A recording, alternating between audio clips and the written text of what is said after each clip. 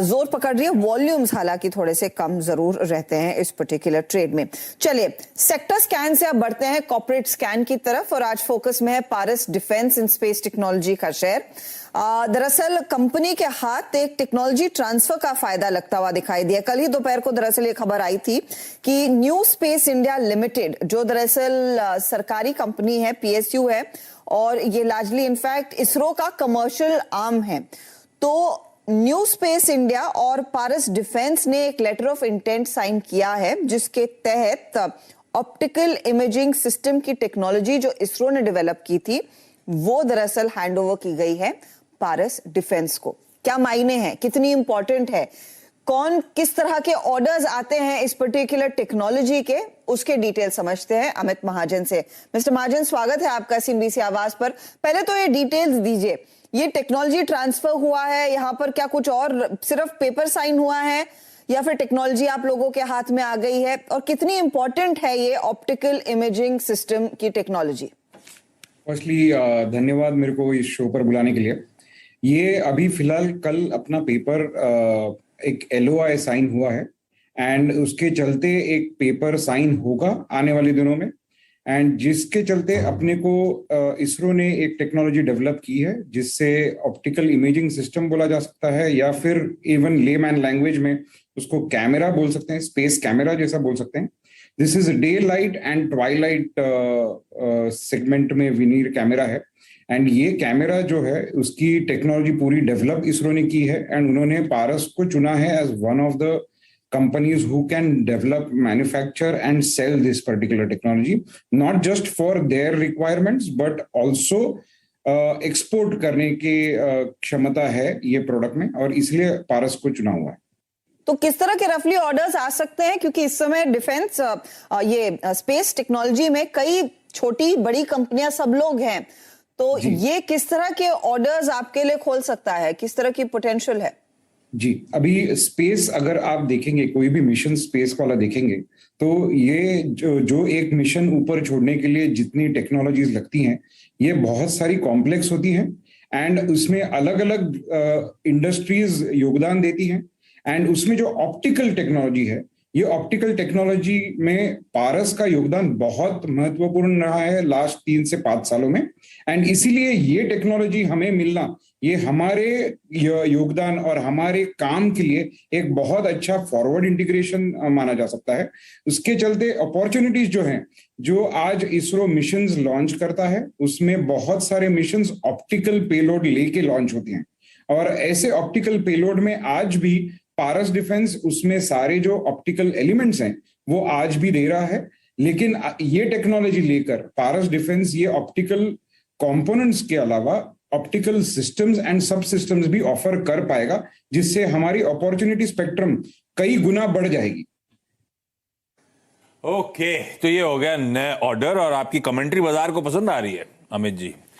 Flat stock 4% मजबूती के साथ अब इस समय पारस डिफेंस का काउंटर ट्रेड करता हुआ। इंटरडे चार्ट आपकी स्क्रीन पर आएगी। अच्छा अमित जी, आजकल डिफेंस स्पेस की बात होती है तो कुछ की वो बजवर्ड्स हैं आजकल, वो आत्मनिर्भर, make in India, import embargo list, और फिर वो आता है इंडिजियसली डिजाइन्ड एंड डेवलप्ड। ये सब जो कर रही है केंद्र सरकार, ये सब जो टूल देने की कोशिश हो रही है डोमेस्टिक इंडस्ट्री को, वाकई पारस जैसी कंपनीज पे कितना चैनलाइज हो रहा है? आमतौर पे एक आर्गुमेंट ये रहता है कि ज्यादातर धंधा सारा सरकारी कंपनीज के पास ही जाता है। ये आप लोगों को कितना फायदा मिल रहा है इन केंद्र सरकार के तमाम स्टेप्स का?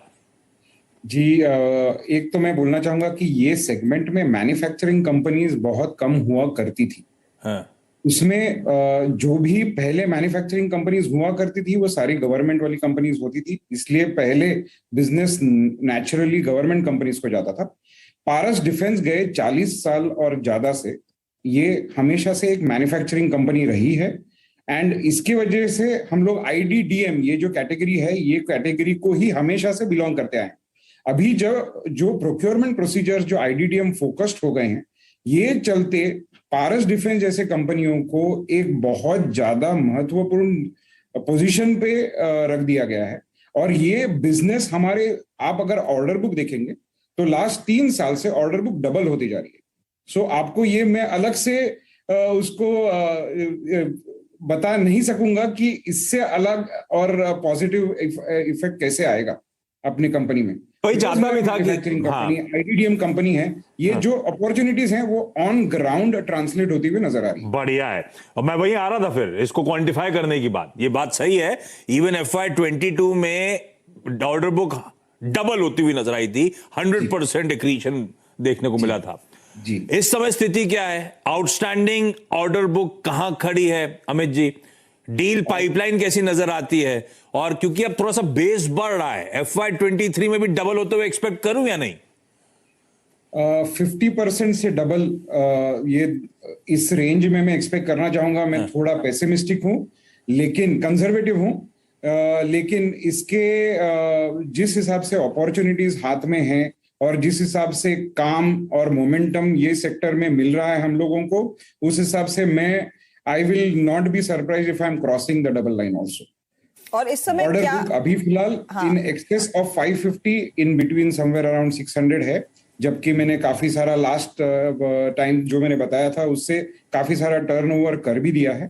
सो आगे चलते हुए ये ऑर्डर बुक उतनी ही सॉलिडली मेंटेन होगी और बिल्डअप होती रहेगी। तो आप कह रहे हैं 550 से 600 करोड़ की करंट ऑर्डर बुक है जो आगे मिनिमम 50% ग्रो करेगी, यानी कि 750 करोड़ आएगी, and on the higher side of course it could double to 1000+ crore. अच्छा, इसमें डिफेंस के कितने होंगे, स्पेस के कितने होंगे, क्या वो बाइफर्केशन देंगे आप? इस समय सबसे ज्यादा बिजनेस कहां से आ रहा है? इस समय सबसे ज्यादा बिजनेस अभी डिफेंस से आ रहा है। स्पेस का बिजनेस अगर मैं उसको क्वांटिफाई करना चाहूंगा तो स्पेस लगभग 15 से 20% ही है, लेकिन बाकी सारा जो बिजनेस है वो डिफेंस से आ रहा है आज। और पाइपलाइन दोनों तरफ, जो फनल बोलते हैं जिसको, ये दोनों तरफ इतनी स्ट्रांग है कि वो अगर स्पेस क्या है, एक ऑर्डर आती है तो वो पूरे डिफेंस के बाकी 10 ऑर्डरों को एक साथ में चैलेंज करती है। तो स्पेस से भी फनल काफी अच्छा बिल्डअप नजर होते आ रहा है और डिफेंस से भी काफी अच्छा बिल्डअप होते नजर आ रहा है। इसका एक ब्रेकअप फिर, ये जो डिफेंस से आ रहा है largely I am assuming ministry of defence से चैनलाइज हो रहा होगा। दूसरा स्पेस में आपका इसरो के साथ, वहां से ज्यादातर चैनलाइज हो रहा होगा। ये जो स्वेलिंग ऑर्डर बुक है, इसमें ये सरकारी एंटिटीज के बाहर से कितना धंधा आप ला पा रहे हो सर, और कितना एक्सपोर्ट कर पा रहे हो? सो अभी अपना एक्सपोर्ट 15 से 20% है। एंड अगर आप हमारे टॉप कस्टमर्स में अगर देखेंगे तो उसमें मिनिस्ट्री ऑफ डिफेंस तो है ही, लेकिन DPSU जैसे भारत इलेक्ट्रॉनिक्स की जो बात चलती है, Bharat Electronics is also one of the very significant customer of ours. Ordnance factory is a significant customer of ours. Companies जैसे L&T हुई, टाटास हुई, these are also our customers. So we are not just dependent on ministry of defence directly, but our business and our customer base is also spread across various private companies. So business किसी को भी मिले, there are certain products where we are having a niche position, and इसलिए किसी को भी project कोई भी मिले तो हमको बिजनेस में हमेशा एक बढ़ोतरी मिलती है। स्पेस में भी क्या प्राइवेट कंपनियों से ऑर्डर मिल रहे हैं? एनी चांसेस कि आप आगे चलकर SpaceX के साथ काम करेंगे?